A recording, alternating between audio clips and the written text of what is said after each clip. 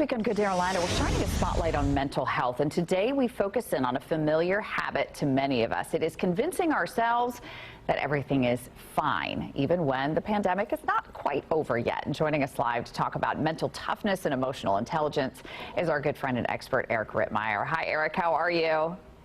Amy, good morning. So nice to see you again. Thank you for having me back. Well, listen, this is something we all tell ourselves, or people ask us, how are you doing? I'm fine. Right? Fine is sort of our go-to word for just about everything. I call it the "it's fine" pandemic, right? Like nobody ever wants to really express how they feel. We have a problem with this. Our society's been taught to hold in our feelings, suppress the feelings. I'm a lot older than you, Amy. When I was a child, my parents used to tell me, don't hold in your sneezes or your lungs will collapse. Same exact thing happens with emotions. No, it's true, right? We're not good at expressing our emotions in a healthy way, but we can learn. It's never too late to learn how to. What do you recommend? I think where it all starts, Amy, is recognizing that we're emotional creatures. We're hardwired to feel first and think later. 100% of our feelings are okay. Every single feeling we have is all right. The key is how we respond to those feelings. We have to establish what I refer to as an emotional vocabulary. Our kids especially need this. A database kind of they can go to where when they feel a certain way, they can say, this is why I feel this way, this is how I feel. It's teaching them to articulate these feelings.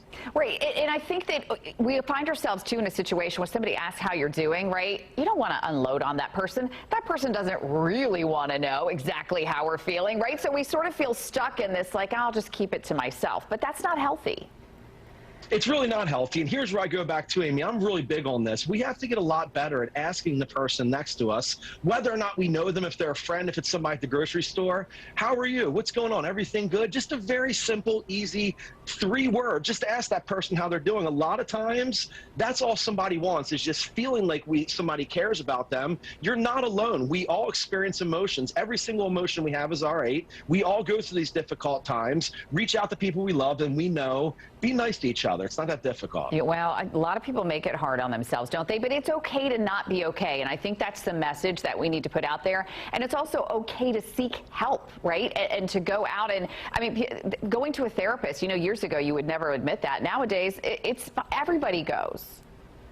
They sure do. And here's the other issue too, right? We're now reviewing this as a sign of weakness. So the minute I show an emotion, especially for males, there's an official clinical sounding term called normative male alexithymia. And this is where males have a very difficult time of expressing emotion. And society has taught us the minute a male shows any type of emotion, they're weak. And we've got to stop that. We have to start teaching, especially our boys, it's okay to express emotion. It's okay to be upset, to be empathetic, to cry. These are all normal things. Males and females all feel it. We have to stop teaching boys to start holding that stuff in. Yeah, absolutely. And as you know, how we feel emotionally often results in how we feel physically, too. The two are intertwined. So great to talk to you, as always. Eric Rittmeyer, thanks so much. It's awesome seeing you, Amy. Thanks for having me. You too. Take care. All right, and keep it here on Good Day Orlando for continuing coverage as we continue to spotlight mental health in our next hour.